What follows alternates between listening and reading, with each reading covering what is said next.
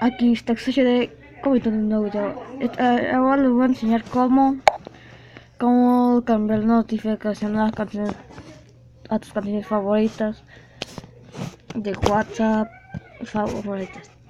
Entonces te metes WhatsApp, llamadas, creo. No, llamadas no, WhatsApp y Messenger.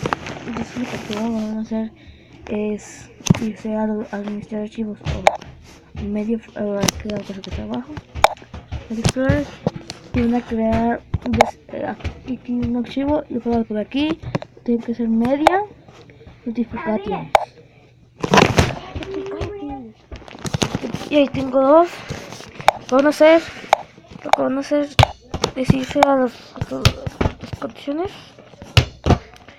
La music, voy a poner tampoco lo que sea, voy a poner esta. Voy a poner esta. Y luego se van para el archivo ese TCM media notificación, lo ponen pegar santo y luego se van para allá, se van para allá y luego se van a ajustes o configuraciones, se van a sonidos y notificaciones en esta cosa. Ay, imbécil. Sonido de notificación y buscan el sonido que está ahí. Yo lo estoy buscando aquí. Aquí está. Voy a aceptar. Y ya.